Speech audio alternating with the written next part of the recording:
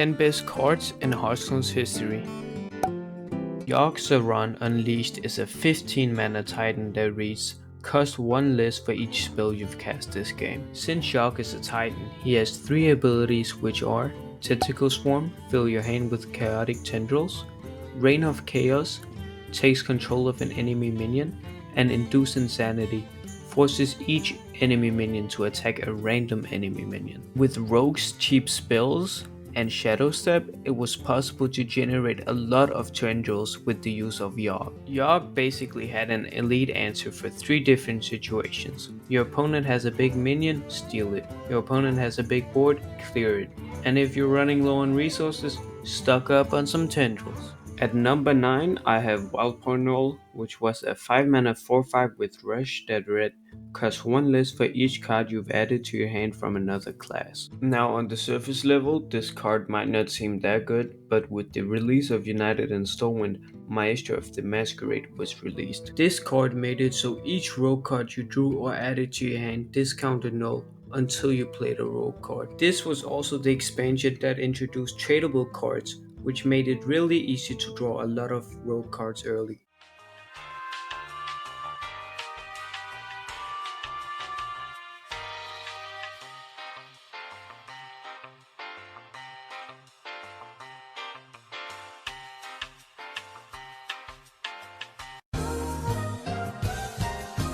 At number 8, we have Ruined Mithril Rod, which was a 3 mana weapon with 2 durability that said, after you draw 4 cards, reduce the cost of cards in your hand by 1 million. Master Conviction kills me.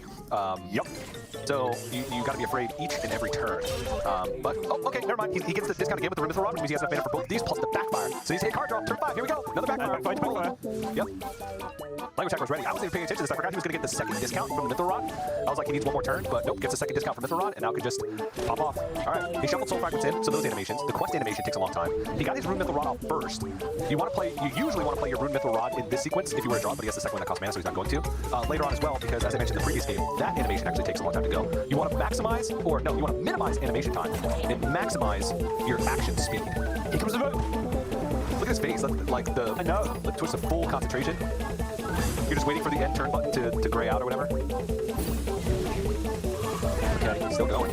I'm waiting for his reaction. Oh, he said okay, so he didn't kill him. I don't think. I don't think he had enough time to kill him. If he had more time. Notice. Did that cost health or mana, that Nightshade? I don't know, there's mist smudges all over the place now, and they keep, yeah. I don't know what any... Blizzard really thought they could make this 3 mana, then was like, Ruined Mithril Rod is overperforming relative to mana generation sources in other classes, mainly due to Warlock's card draw potential. Going up 1 mana will bring Ruined Mithril Rod's power level more in line with what other classes have access to. Then at 4 mana it was still too good and they had to nerf it again, saying, Ruined Mithril Rod was an incredibly strong tool in the first few days after the launch of Fractured in Alterac Valley.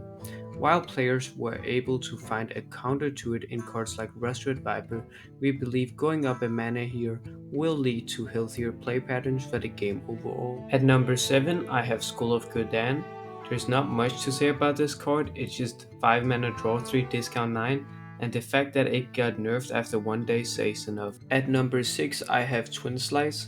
Twin Slice reads, give your hero 1+ attack this turn and add a second slice to your hand. The second slice was also a 0 mana give your hero 1+ attack this turn. Demon Hunter had so many cards that benefited from your hero attacking, and Twin Slice allowed you to proc those effects for 0 mana. Aggro Demon Hunter was the best deck and Twin Slice was a big reason why. It was later reworked so that both slices gave 2+ attack but cost 1 mana. At number 5 I have Iron Deep Trog. This card reads, after your opponent casts a spell, summon a copy of this. This card was so annoying and could win games by itself on turn 1. The thing that made this card so good was that you could buff it and it would summon buffed copies. Unless we see exactly Doggy Biscuit on the following turn, he will be able to very happily swing to clear it off on the following turn, trade again to draw another card, set up the sigil, maybe play the acrobatics if he has to complete quest. It's just looking like a dream stuff. You called it! The Doggy Biscuit! I mean, second Adorable didn't do it there. It had to be the Doggy Biscuit. But again! That's just another insane draw. Orc Merchant, quick shot to kill off the Moog, and now it has Divine Shield. Stream Blast from Gabby, and that means that now Gabby cannot ping off the shield with a hero power. Because he hasn't seen, obviously there's been reductions, but even now, Glorious decide whether he ever wants to bail on this. I wouldn't just ripping Trog buff every game. It's actually unbelievable.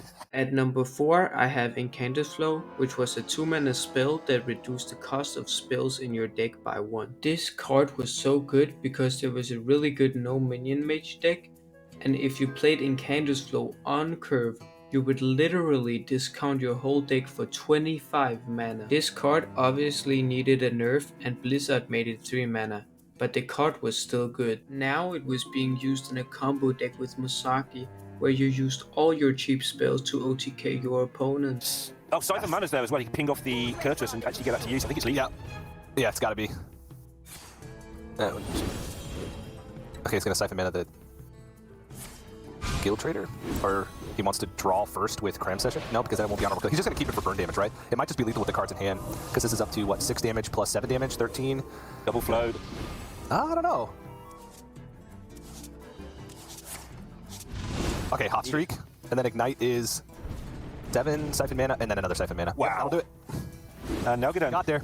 Never got in there and just the snowman into the snow brew. Then it was nerfed to 4 mana, which made the deck a little slower, but still good. I think the last 3 cards have an argument for being the best card ever, but I got Secret Passage as my number 3. Secret Passage replaces your hand with 5 cards from your deck and swaps back next turn. At worst, this card was a 1 mana draw 5 for 1 turn, which is really good. But if you added cards to your hand after Secret Passage, those cards would actually come back to your original hand. And Gabby is back in the same position he was previously, where he needs to find something good off the top, and that wasn't it. The Alexstrasza, better later on. Damn, this is a little bit too expensive.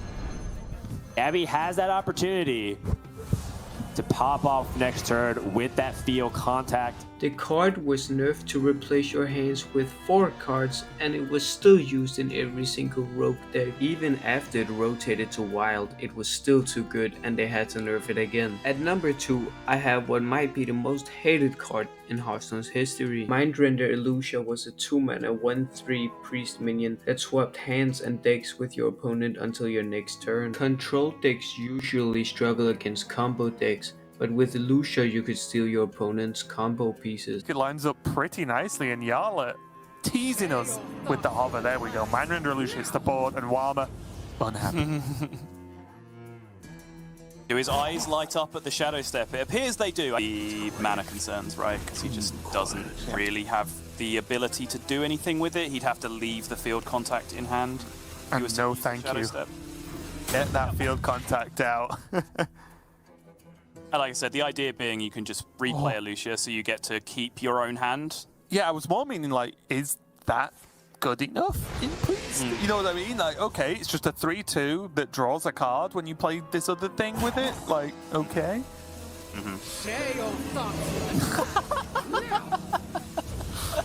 He's just playing Tenwu? Because now you can go, yeah, Foxy Fraud. Oh, okay, it's dumping that. Shadow Step. Yeah, you can just play everything now. Yeah, Walmer giving the round of applause. Yeah, I love this. Beautiful. Took Deep Freeze just for the least effective card for the longest amount of time. Illusia was nerfed to 3 mana, but was actually better than before. See, in United and Storm when Dogship Benedictus was released, this card allowed you to get a 2 mana deal 2 hero power if the only spells in your deck were shadow spells. Void Touched Attendant was an insane 1-drop that helped you deal damage early. You could build a strong board, then Illusia to give your opponent your hand, which had no way of clearing a board. This is what I was talking about, right? Like, already, no matter the option, it's a nightmare, and now Lambi Series has access to the I Win card, also known as Illusia. A little bit too early for me yet, though. Is it though? This is 3, 4, 5, 6, 7 damage being pushed, and the next turn that would be 9. I guess you're right.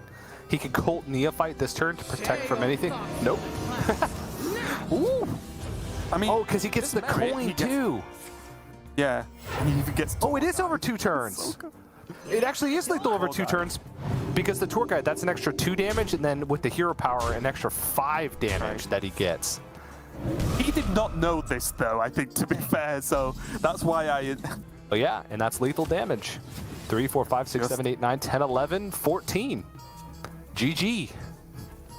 Yeah, fair enough. I mean, it worked out very well, but I will say, I think he could have got away with Neophyte that turn. Of course, with the Tour Guide, it was a huge help and allowed him to jump over the edge there. Then it was changed so it only replaced your hand with a copy of your opponent's. Best card ever is Aquatic Form. Aquatic Form was a 0 mana druid spell that read Dredge. If you have the mana to play the card this turn, draw it. Dredge allows you to look at the bottom 3 cards of your deck and pick one to put at the top. You almost always had enough mana because of Druid's Ramp. Aquatic Form was used in every Druid deck until it rotated. That is what I believe to be the 10 best cards in Hearthstone's history. Let me know if there's anything I missed, and feel free to like and subscribe if you enjoyed the video. Oh, watch that here.